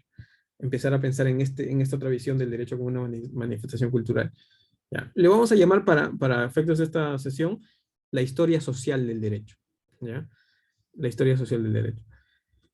Eso, otra vez lo examino con 3 puntos, como les mencioné hace un momento cuando estábamos hablando de la visión científica del derecho. ¿Ya? Eh, el primer punto que mencioné era el tema de la exactitud. ¿Ya? ¿Cómo eso puede de algún modo contraponerse en la visión de la historia social del derecho con la equidad? ¿Ya? Básicamente, decir y cuestionar, oye, es cierto que puede tener algún valor que el derecho tenga una ciencia exacta, ¿no? Y que te permita resolver tu caso de tu árbol de problemas, de tu curso de introducción a las ciencias jurídicas, y que eso se puede hacer mañana más tarde cuando seas un abogado. Pero hay que tener cuidado con eso, porque tratar de volverlo exacto todo científico hasta con fórmulas, esa práctica legal puede llevarnos, básicamente por ponerle un término, a robotizarnos, ¿ya? A estandarizarnos, a volvernos unos robots que quizás perdemos en algunos momentos la necesidad de incorporar un aspecto de equidad, un aspecto de razonabilidad, ¿ya? Eh, Eso, por ejemplo, aprovechando, digamos, el curso que tenemos, vamos a hablarlo en algunos momentos, un poco más de espacio para eso tiene el common law, ¿ya? Hablando en términos generales y bien superficiales, pero el common law, no tanto el civil law, ¿no? Porque en el civil law una de las cosas que tenemos es justo lo que hace un rato hablábamos, ¿no? La subsunción, la norma jurídica, el supuesto hecho, la consecuencia, y cómo eso va a trabajándose con una metodología. Entonces, ahí ya como que estamos más o menos sujetos a eso. En el common law hay como ahí va a ser la solución a través de primariamente los criterios judiciales, ¿no? Y bueno, la referencia a los precedentes. Hay un poco más de espacio para ese juicio de razonabilidad que hace o pueden hacer los jueces, ¿no? Entonces hay muchos momentos en donde, les voy a poner algún ejemplo más adelante, porque creo que hay algunos casos que vamos a poder coger respecto de eso con más detalle, pero hay muchos casos en donde tal vez la solución lógica, lógico-formal, exacta, podría decir, entre A y B gana A, y lo pierde todo B. Pero tal vez la solución más adecuada, tanto para el consenso de las dos personas, para que se hagan las paces, para que haya un conflicto menos en la sociedad y esto no derive en un conflicto ulterior, podría ser hacer una cuestión 50-50. 50 tú, 50 tú, y es posible que eso llegue a una, a una solución mejor, ¿no?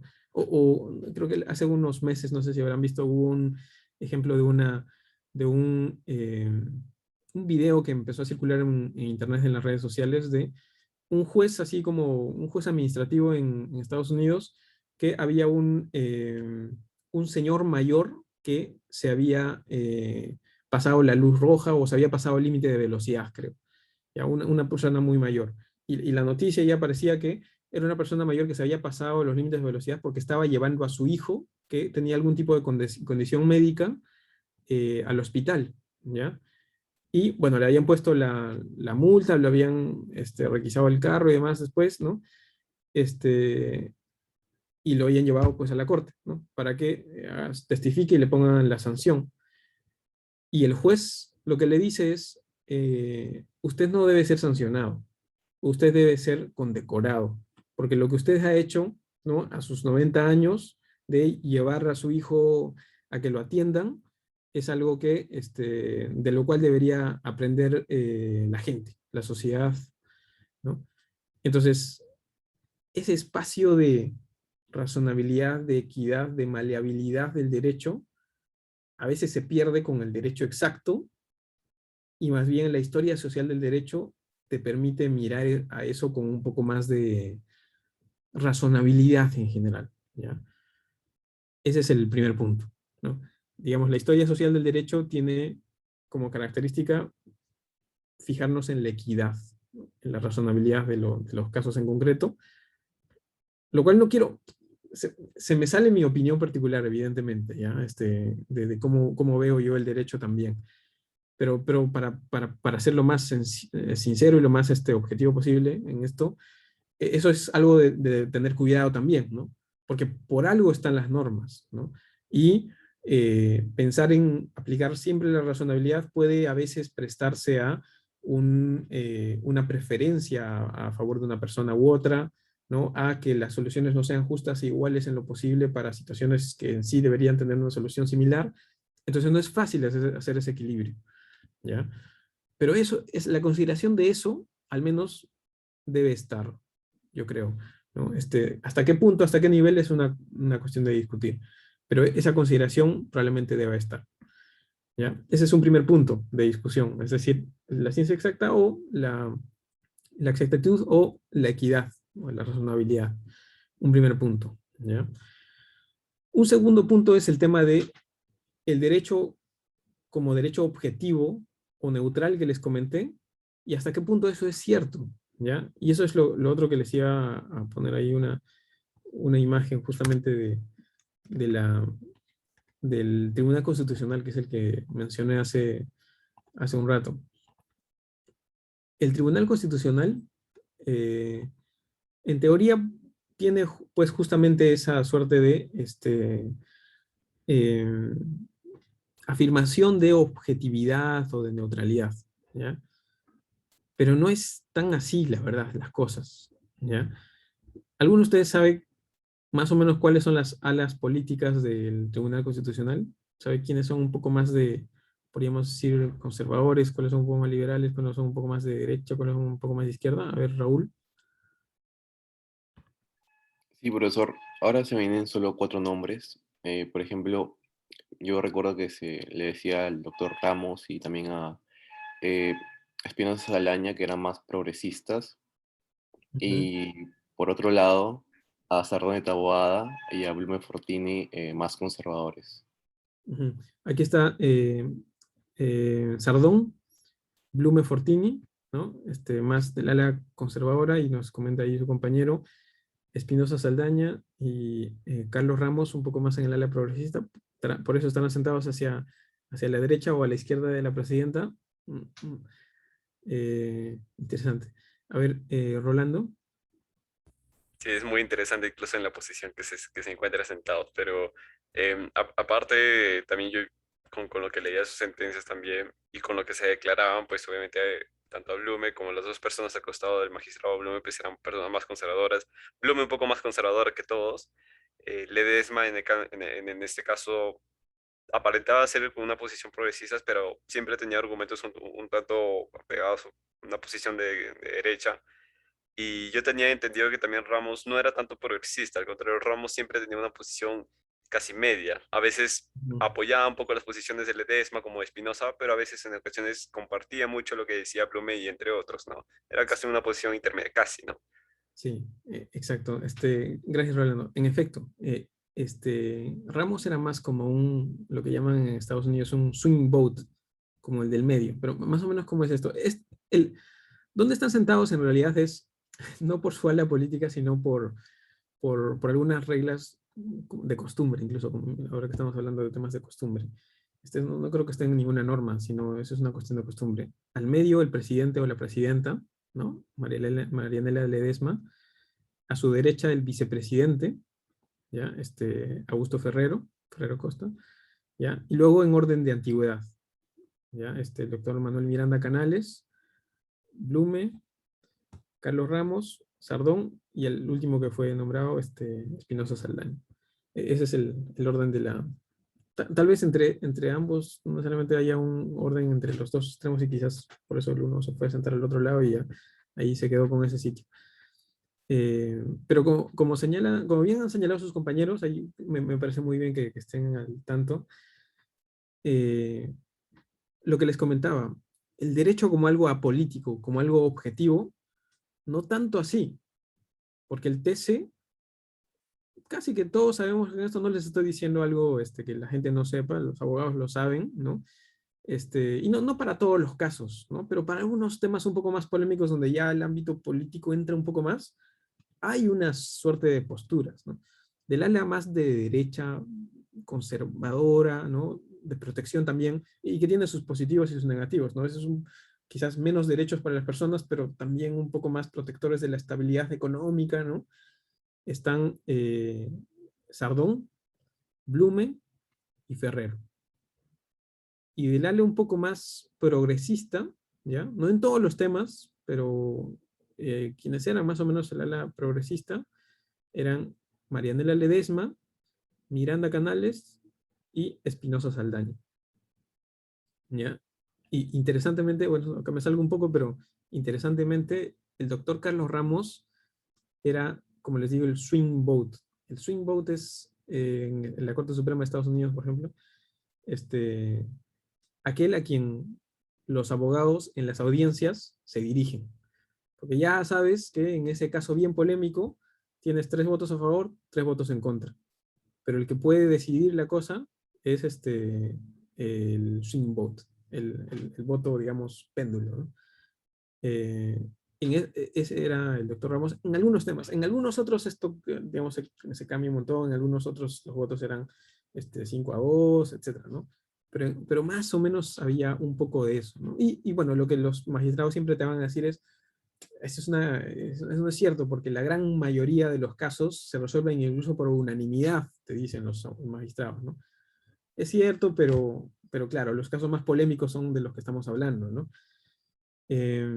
Un caso, igual, para que ahora que estamos también haciendo como un recuerdo del doctor Ramos, un caso en el cual esto se notó fue que, aunque solía el doctor Ramos, quizás un poquito en la mayoría votar con el ala más progresista del TC, un caso en el que votó con la otra ala fue en el caso de Keiko Fujimori, no sé si se acuerdan, en el habeas corpus de Keiko Fujimori, hace un par de años. En ese habeas corpus votó a favor del habeas corpus, bueno, claro, con unos fundamentos distintos y hubo toda una discusión ahí.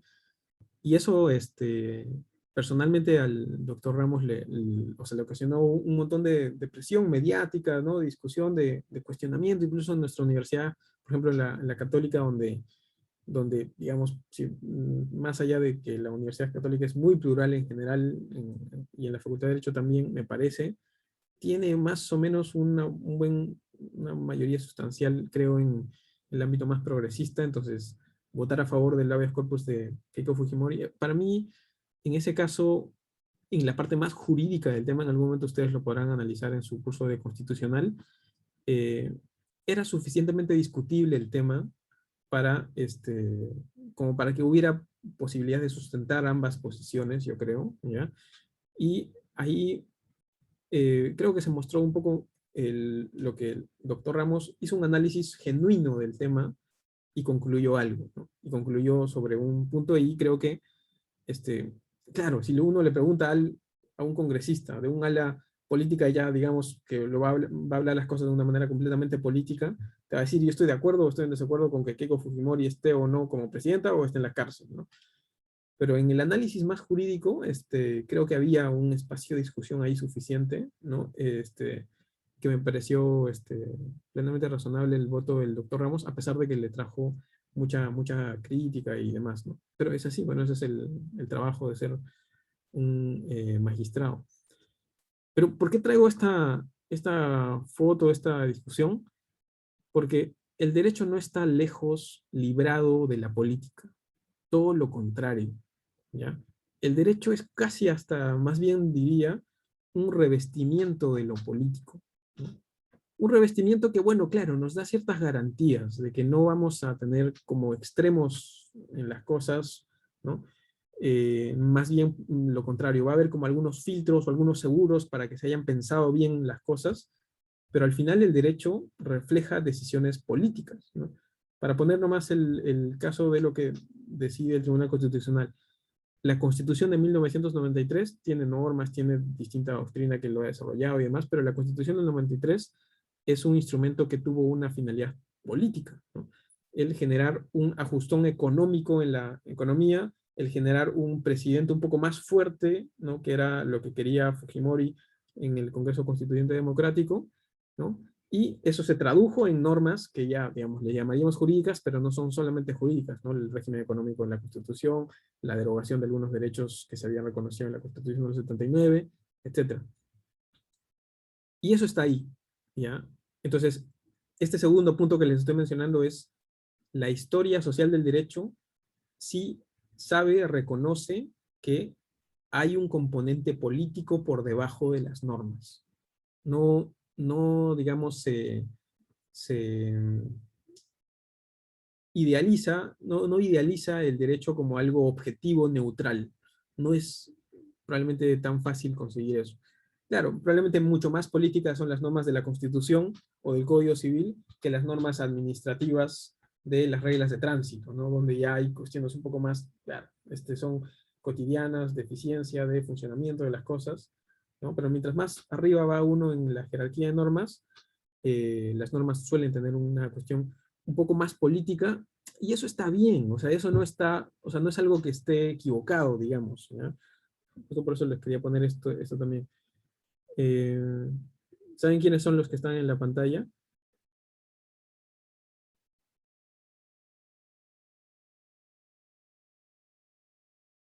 ¿Alguien que sepa quiénes son los que acabo de poner en la pantalla?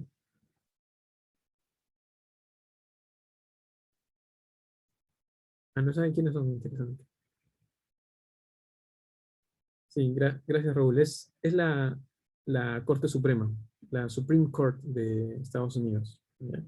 Que es a, a imagen de quienes muchas de las cosas que han hecho los del Tribunal Constitucional nuestro, eh, han hecho a imagen de esa corte. Esta es la corte actual, además, ¿no? Porque si ustedes han seguido algo de noticias en los últimos años, ha habido algunos cambios allá, ¿ya? Y la Corte Suprema es, en teoría, ¿no?, el órgano máximo del common law americano, el common law estadounidense, ¿ya? Y en teoría es también el seguro de neutralidad, objetividad que tiene toda la pelea política que hay entre los republicanos y los demócratas, los liberales y los conservadores en Estados Unidos, ¿ya? Entonces, claro, mientras se pueden estar peleando Trump con Nancy Pelosi, ¿no?, en la política americana, la Supreme Court en teoría es un ente más técnico, más objetivo en teoría.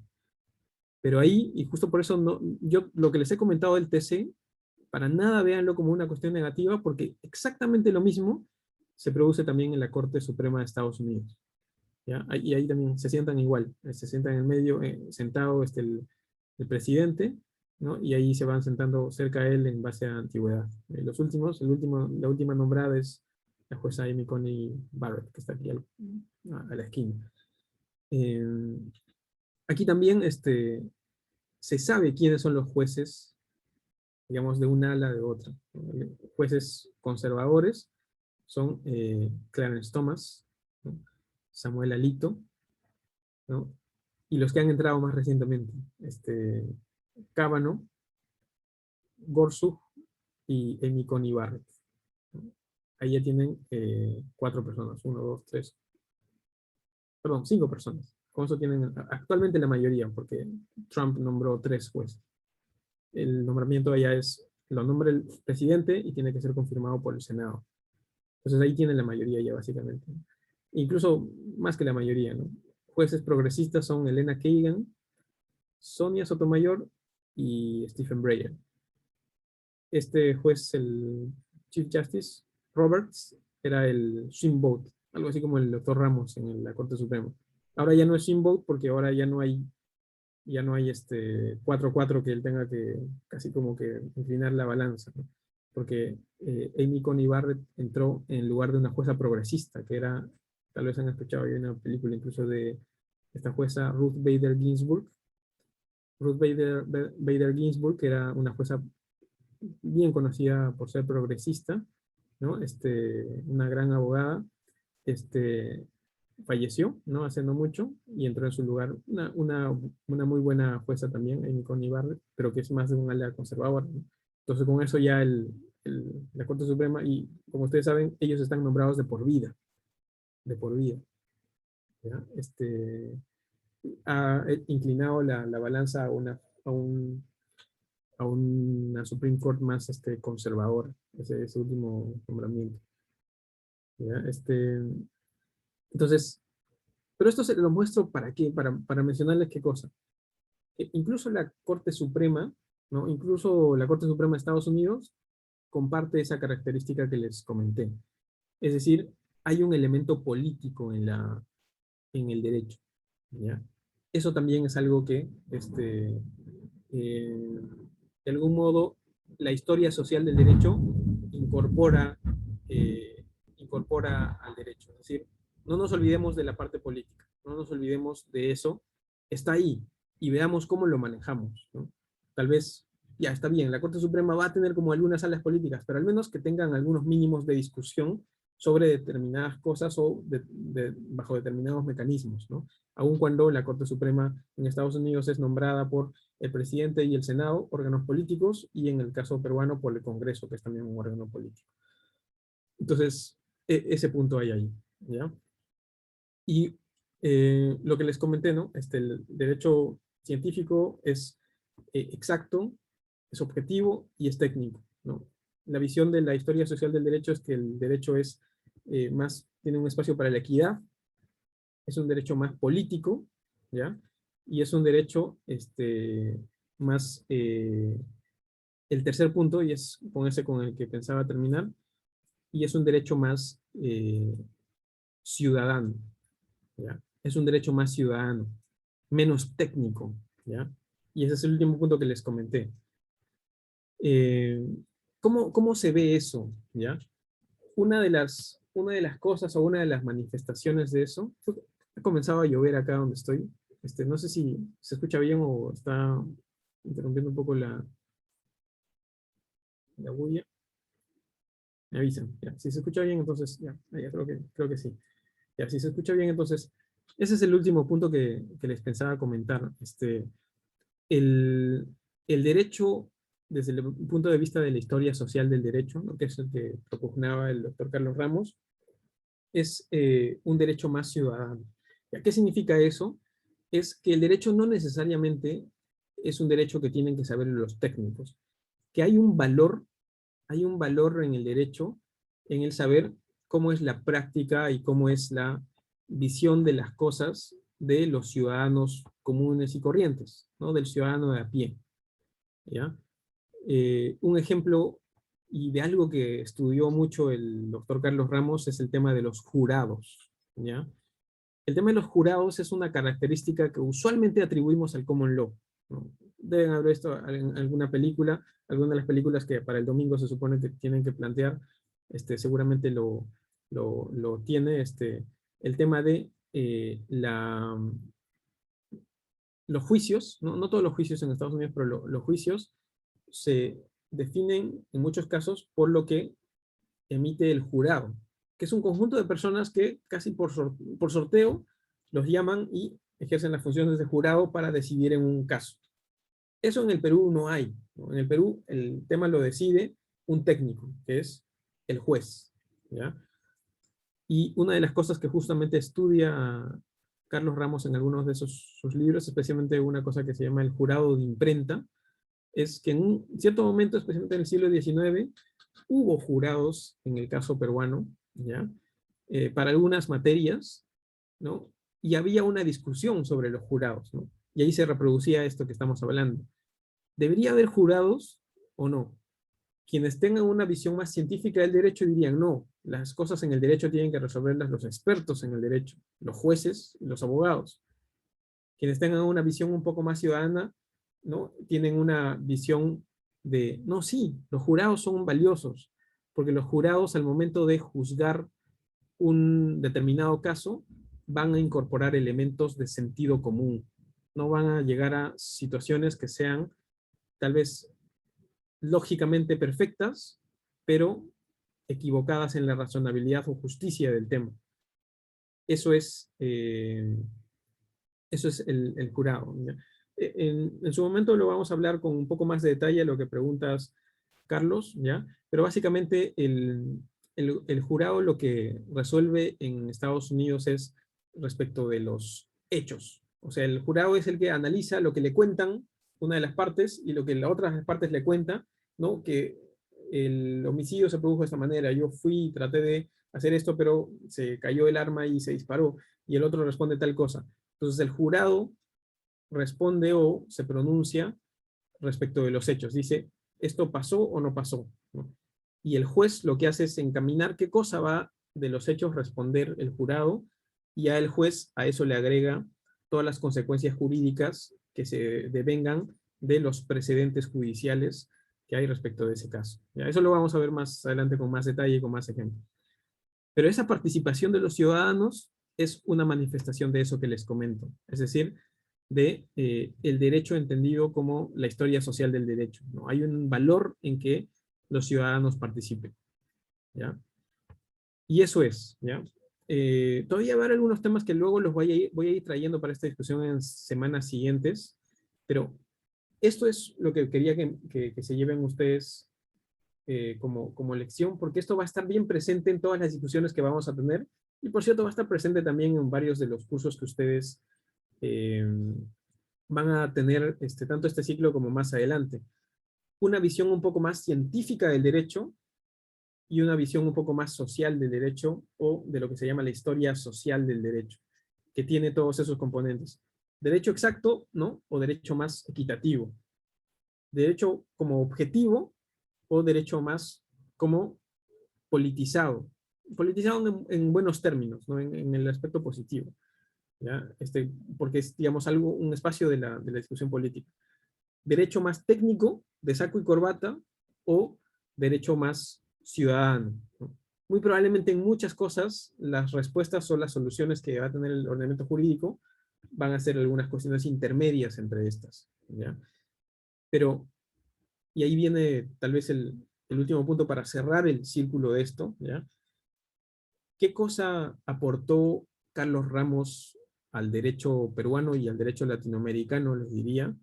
Fue que, recordando que el derecho es una manifestación cultural, que no es solamente un aparato técnico, ¿no? O un esquema científico, sino es una manifestación cultural que hay que estudiarla desde este punto de vista que les digo, ¿no? Pensar en la sociedad, pensar en los ciudadanos, pensar en lo equitativo, en lo político, ¿no? Porque es propio de cualquier sociedad tener sus cuestiones políticas, sus cuestiones, digamos, de razonabilidad, de sentido común, que van a variar en cada lugar, ¿ya? Como el derecho es una manifestación cultural, entonces no podemos estudiar el derecho encerrados en la burbuja de una facultad de derecho, por decirlo así. Encerrados en la burbuja del derecho, del método científico del derecho, del método jurídico. ¿ya? No, tenemos que recurrir a otras metodologías, otras herramientas que se usan en el mundo académico, en el mundo profesional, para estudiar la sociedad. Porque una manifestación de la sociedad es el derecho, ¿ya? Eso no lo diría alguien que defiende la visión científica del derecho, ¿no? La visión científica del derecho es un derecho, digamos, exacto. Entonces eso lo tienen que estudiar los expertos en el derecho, los abogados. No. El derecho es una manifestación de la sociedad, así como es la música, así como es el deporte. Entonces, se necesitan usar otras herramientas que vienen de el estudio de la sociedad. ¿Cuáles son esas herramientas? Las otras disciplinas, ¿no?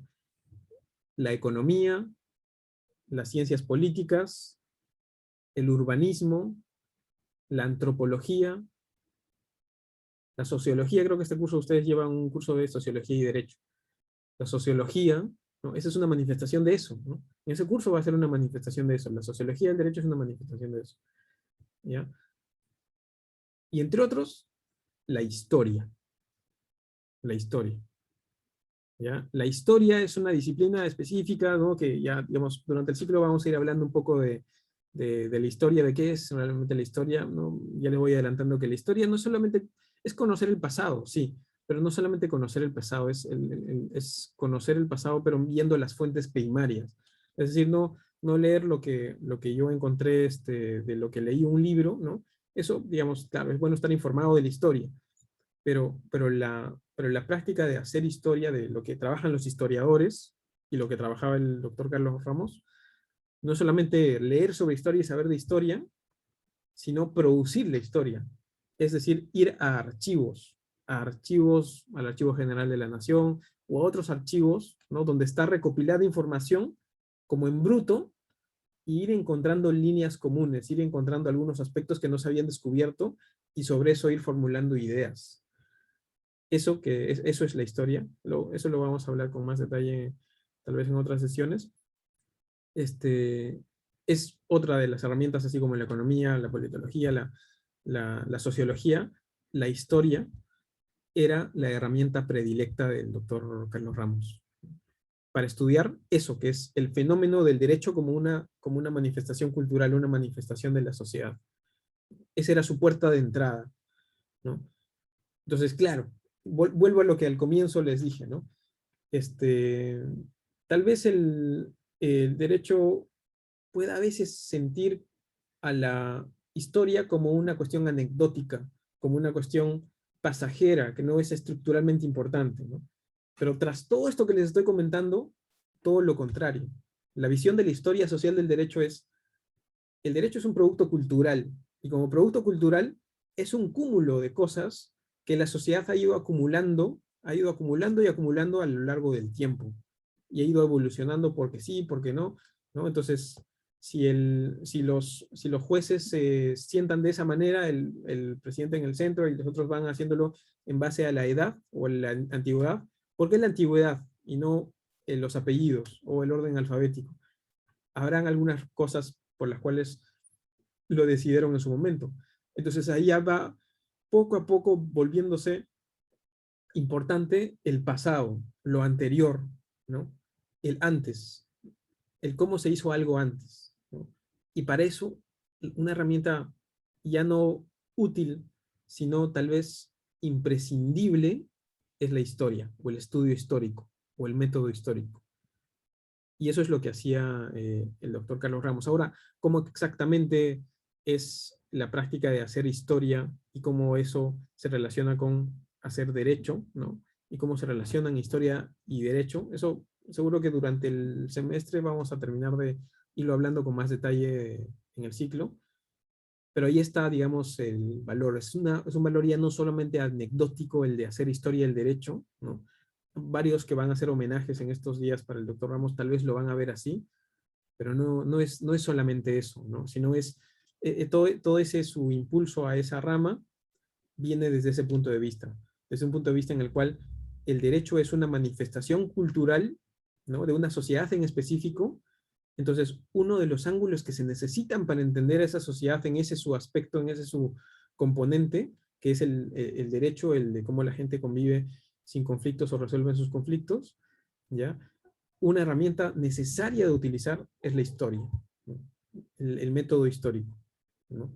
Eso es lo que investigó, lo que publicó el doctor Carlos Ramos, y de lo que nadie había hecho un estudio así tan profundo de ese tipo de cosas, y de eso nos vamos a alimentar mucho durante el ciclo al seguir las conversaciones que él había tenido, ¿no? Por eso la importancia de mirar el Corpus Juris Civilis, por eso mirar cómo lo recibieron en las universidades europeas en la Edad Media, por eso mirar qué pasó con el movimiento de la codificación civil en el siglo XIX, porque todo eso repercute en cómo el derecho va evolucionando como producto cultural en el presente que tenemos ahora, y en eso que ahora, terminando la clase en unos minutos, ustedes van a ir y tal vez alguno de ustedes saldrá y comprará en la tienda y hará un ejercicio de derecho, que es comprar en la tienda algo, recibir una bolsa de otras cosas, y cómo se da ese intercambio. Ese intercambio, ese contrato que es al final una manifestación de derecho, ¿no? Cómo se ha ido construyendo y cómo se ha ido dando esa suerte de prácticas, ¿no? Eso en buena parte ha ido sido construyendo en base a la forma en que la sociedad ha ido evolucionando.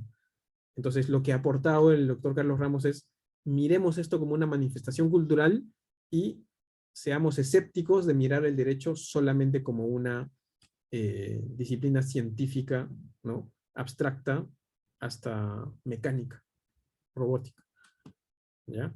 Eso es más o menos lo que nos ha aportado el doctor, y que me gustaría que lo tengamos en la cabeza, ¿no? Tanto para este curso como para otros cursos, ¿no? Porque eso es lo que creo que eh, él impulsó mucho, ¿no? Y es un aprendizaje muy importante, ¿no? Eso es un aprendizaje muy contemporáneo, ¿no? Que está haciendo que el derecho pueda hacerse cada vez más plural, ¿no? Que pueda hacerse cada vez más propio de nuestro país y no necesariamente importar cosas así a rajatabla. Entonces tiene una serie de manifestaciones que las vamos a ir hablando durante el ciclo, ¿ya? Y como digo, todavía algo que pensaba, tal vez si es que me da tiempo, pero ya no me ha dado tiempo de explicarles cómo es esa práctica de la historia también, ya que es algo que vamos a hablar durante el ciclo, yo creo. Ahora ya creo que no nos va a dar tiempo, entonces esa es tal vez la lección más grande que uno puede sacar de la obra de Carlos Ramos, y que tiene una repercusión directa en lo que durante el ciclo vamos a entonces fijarnos: cómo se entendía el corpus juris civilis, cómo se entendía el jus comune, ¿no? Por eso es importante, y por eso incluso, aunque tendremos una ocasión de hacer una introducción en este ciclo, por eso es que va a estar o debería estar, ¿no? En casi todos los otros cursos que ustedes lleven durante el ciclo, incluso los que están llevando durante la facultad, pero incluso los que están llevando durante este ciclo, pero también los que van a llevar más adelante en la facultad. ¿Ya? Eso es lo que les quería compartir. No sé si hasta ahí preguntas, comentarios o dudas que tengan ustedes, o impresiones que puedan tener.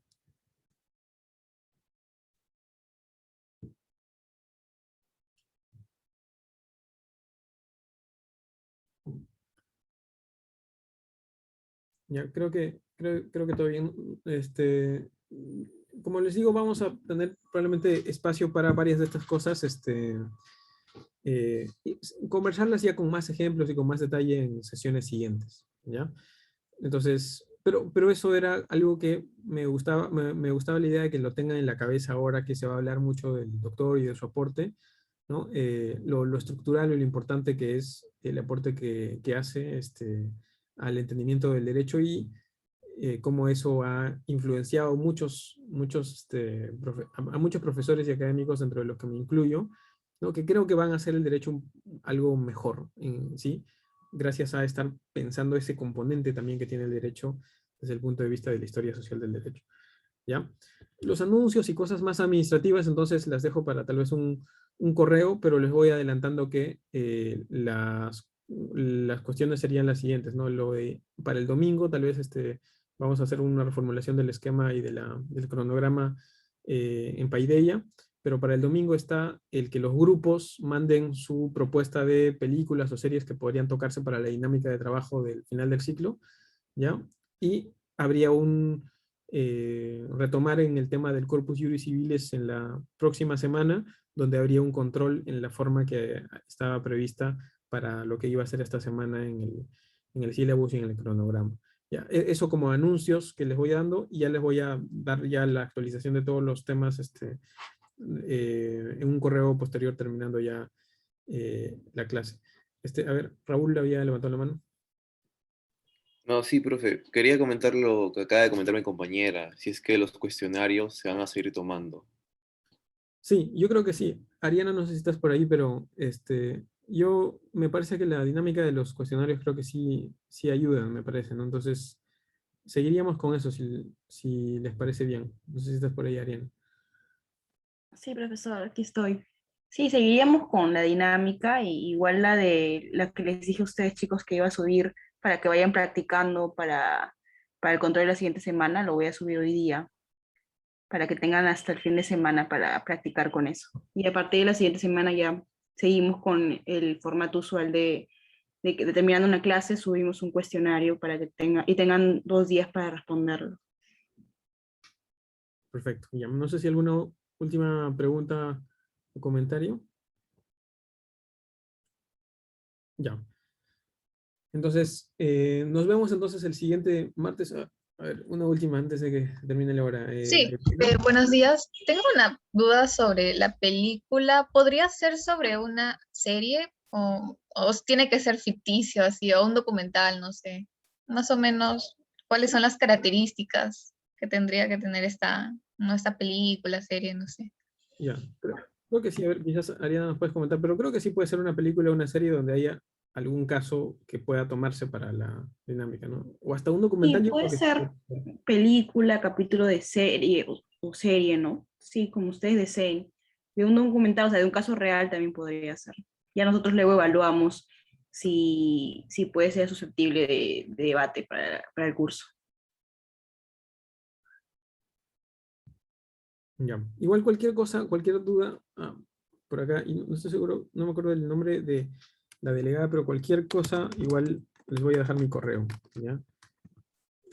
Y bueno, ya deben tener el correo y el contacto de Ariana y de Uber, pero por si acaso les dejo aquí mi correo electrónico para cualquier duda, cualquier consulta que hubiera, porque de todas maneras en esta semana y la siguiente semana seguro que nos vamos a ir reacomodando un poco, ajustando algunas cosas, ¿no? También tengo pendiente de mandarles el cronograma ajustado, ¿no? Entonces vamos a tener que conversar un poco y la delegada nos va a ayudar para eso también. Ya, entonces cualquier duda o cualquier cosa me escriben por favor ahí ese correo. Ya, entonces lo dejamos ahí y nos vemos ya el siguiente martes. Ya, muchas gracias por su participación y por estar presentes. Ya, ya nos vemos. Gracias, profesor. Hasta Gracias, luego. profe. Gracias, profe. Solo